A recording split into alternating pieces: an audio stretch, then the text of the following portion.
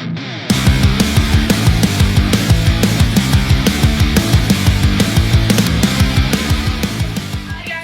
to the Distorted Sound. I'm Chelsea. I'm joined this time by Samy from Low Society. How are you feeling being in Glasgow? I'm so excited, honestly. Like I was telling you before, it's our first time in quite many years actually being in this venue. We were here the last time about 6 years ago, and we had a great time. We visited Scotland with the band a few years before the pandemic. We did a headline tour around the whole country, and we came to another venue in Scotland, but it was perfect. So honestly, I'm really excited. I believe it's almost sold out, and we're all feeling good. And you know, it's always I feel like after the first week of tour, everyone gets into this good routine, and obviously the playing is super tight. We all get along well, so everyone has a pretty good spirit on at this point. So I think today is going to be really good. Yeah, I mean, I spoke to Yul a little while ago. I think it was in April when they did a show with Electric Callboy, and they were talking about how they decided to bring you guys on tour because you've been friends for so long, and it just seemed like a natural fit. I also agree. I do think like the fans would definitely get on board with you guys. Like, 100%. Like similarity sound wise, but I saw you guys again at Bloodstock last month, and it was absolutely brilliant. Like, how did it feel to be back in front of a UK audience after the pandemic? Oh my god! Honestly, it was like I still reminisce about that show, you know, because honestly for us, we have a long-standing history with the UK, and we've always had such a good reception here. You know, we did Download a couple of times. We've done tens of shows around the UK, but Bloodstock was probably, like, I think everyone in the band could easily agree that was the best UK show we've ever done. And honestly, it's like, especially after the couple of years that we haven't got to do our thing, getting back, you know, to a big festival, doing the main stage, a very early slot, we were like, we're not sure what's going to happen, but having thousands of people, and it was great always, it's great to know, because even the festival organizers were like, we haven't seen that a lot, that there would be so many people so early. So honestly, just a shout out to everyone who came to see us. Thank you so much. We had a great time. It's very cool. I think you probably made a lot of new fans at Bloodstock for sure. So, like, you've got, what, 5 shows left in the UK? We do, yes. We started yesterday in Bristol. Today we're in beautiful Scotland, and we're going to be doing, I'll probably not get this in order, but we're doing Birmingham, London, obviously, Nottingham, and Manchester. Sweet. Please don't kill me if I'm wrong, man. I have the fucking dates here. You've got the dates right. Here we go. So we did Bristol yesterday, we're doing Glasgow today, Manchester tomorrow, London, Nottingham, and Birmingham. I was right. Yeah. Almost. What's the reaction been to your new material? So you've released, what, 3 singles? 3 singles, yes. How's it been? Honestly, it's been better than we ever could have anticipated, because obviously, you know, we're after 2 years of not being able to do our thing and just writing music, recording music, and obviously all of the weird shit that went on in my mind and everyone's mind anyway, it's been amazing getting back on tour and debuting these songs in pretty much every territory that we've been in, and seeing that those songs work better than anything we've done before. And obviously, I think one of the major things is that people recognize when you're actually talking about things that actually matter and that have actually happen to you. You know what? Because and it's obviously because if you go see music and live music especially, you're always gonna, obviously you'll focus on some way on the vocals and the lyrics and stuff. And when you see someone actually pouring out their heart and soul into a song, you'll definitely recognize that. And I feel like that's one of the major things that has made 112 and Stitches and What Have I Done such a great success live. But obviously, you know, it's just the fact that we practice so much. Everyone is on top of their game with the instruments.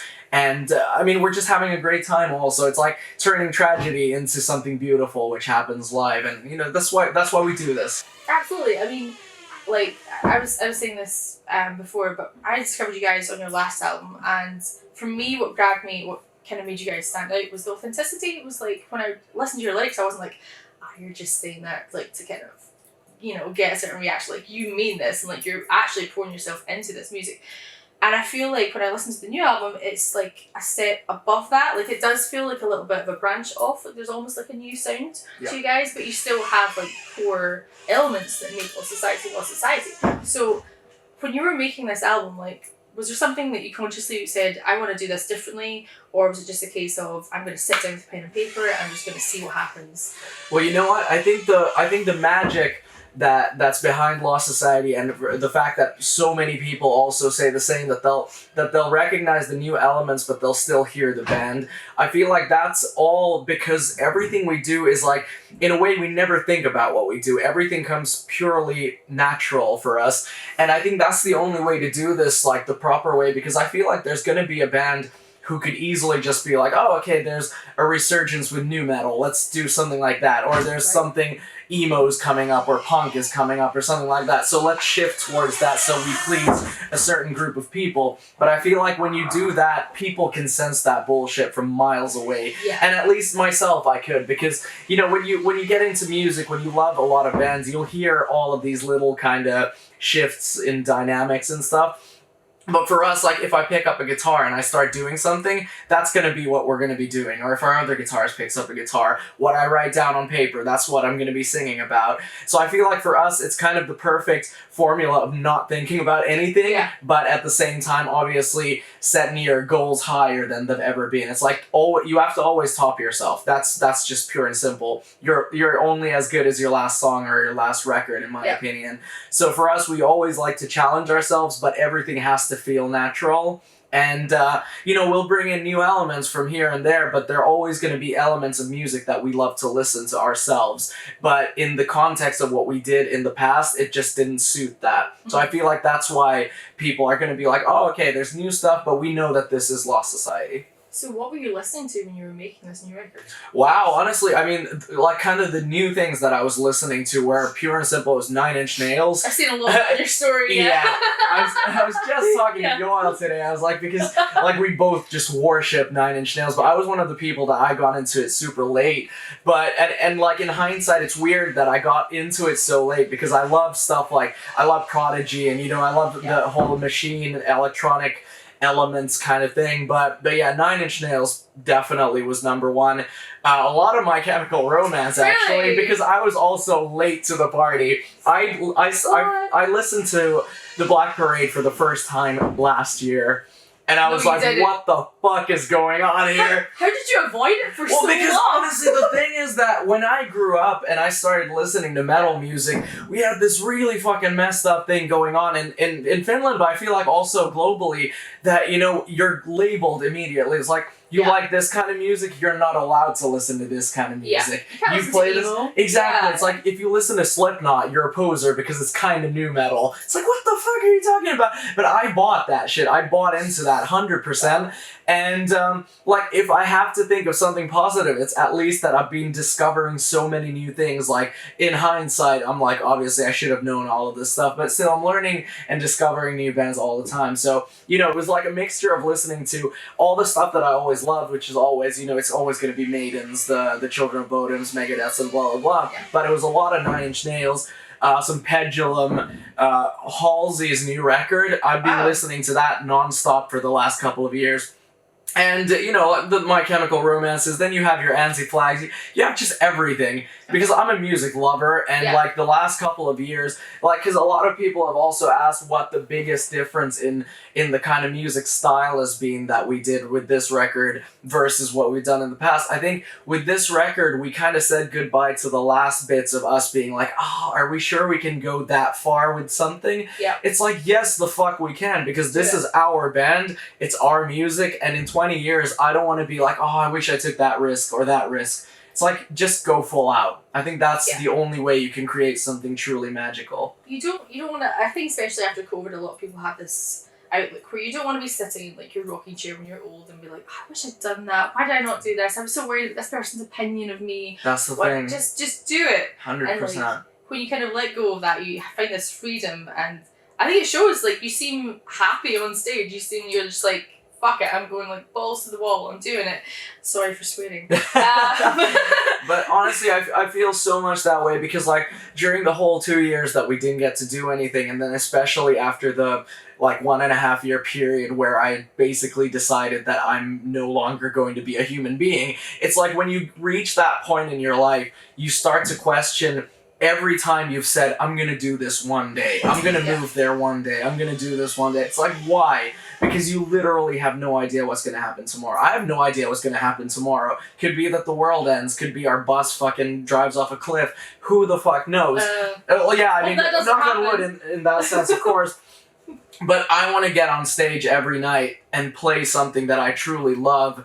And that reminds me every night that, yeah, this is why I do this. You know, you see the crowd's reaction.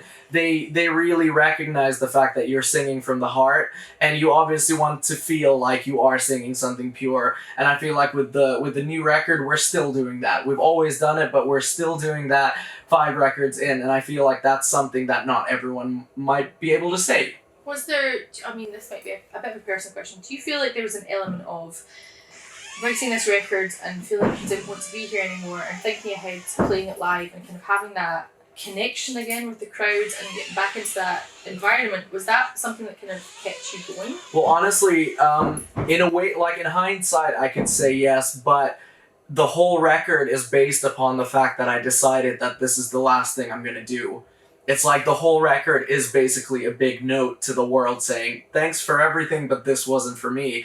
And basically what ended up saving me was the fact that I kind of decided that I'm doing this record, I'm going to write this record, we're going to record it, and someone will release it. But that's it. That's kind of what kept me going. But what the truly kind of unbelievable thing was that during the writing and recording of the record, I found that spark of life that I thought was missing, that I thought wasn't there anymore. So honestly, this record, that's why it feels so personal, and that's why it feels so deep, because it's truly coming from a place of total despair. But it's like, in the end of the day, something that I decided would be the last act that I do in life ended up saving my life and kind of pushing me back into where I feel like I should be. So I mean, that's, if that doesn't go to show that music is something larger than life, I don't know what would. Absolutely, I do feel like music, at least for me, is the thing that kind of keeps me going. It connects everybody. Like, it's how I found most of my close friends, and like you find that bond with people and artists as well. It's like you find that band like a 9 Inch Nails, and you're like, that resonates with me so on such a 100%. deep level, right?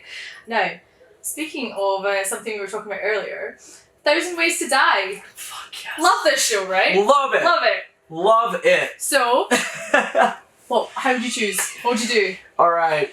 Honestly, I mean, I feel like after watching that show, I got so inspired. It's like if I choose to, I choose so many ideas. It's like, don't get me wrong, I don't want to die right now, per se, at least most of the time, but if I was to do it manually, it's like, I want to fucking go out and put on a show for everyone, so it will definitely, like the only disclaimer is I do not want to hurt anyone else during this whole process, and I don't want to leave anyone traumatized. Yeah. If anything, I want to leave people like, god damn, that was fucking sick. I mean, also, don't try this at home. This is not an idea. But as my second kind of disclaimer, I'm not going to go into details, but it would definitely, it needs like pyrotechnics, maybe a large bridge, you know, fucking, I need a band there. I want it to be a fucking party. And everything that happens afterwards, the funeral and the whole shebang, it has to be a big party. So that's all I'm saying. We'll leave it at that. So basically, all of your savings is gonna have to be like given to everyone what to do. What fucking savings? I'm a musician. I don't have savings. Sure. Okay. Fair. Well, it's like sponsored by Red Bull. Yeah. I mean, just get the fridge. There's a Red Bull fridge. Exactly. Just like, Sammy, the funeral, sponsored by Red Bull. Oh pyrotechnics coming out the back. Yeah. So. I guess that's pretty much everything that I absolutely wanted to ask you, but is there anything you want to tell these guys? You've obviously got an album coming out in 3 weeks now? Oh my god, it's getting so close. I love it. I love it. But honestly, what I want to say is, well, I mean, just first of all, just a big thank you to everyone who's watching this, listening to this, or whatever. Thank you so much for the last 2 years of honestly keeping this band alive, because during the times when we're not physically able to see you, we know that you're there. You're the ones who stream the records, you stream the songs, you buy the merch, and you post and you comment and everything. So thank you so much. We do appreciate it so much. And I hope we see you all live very soon. And when the record drops on October 7th. Oh, it's fine. It's fine. What's the name of the record? If the Sky Came Down. There you go. I nailed that one. 1 or 2. There you go. So, when that shit drops, please listen to it. And I always feel like you're allowed to say if you hate it, because I feel like you're always allowed an opinion. I don't care if you like it or you hate it, but just don't kind of make up your mind before you listen to the record based on something we've done in the past. Give it a shot. If you like it, that's awesome. If you hate it, that's fucking awesome too. Peace and love. Thank you.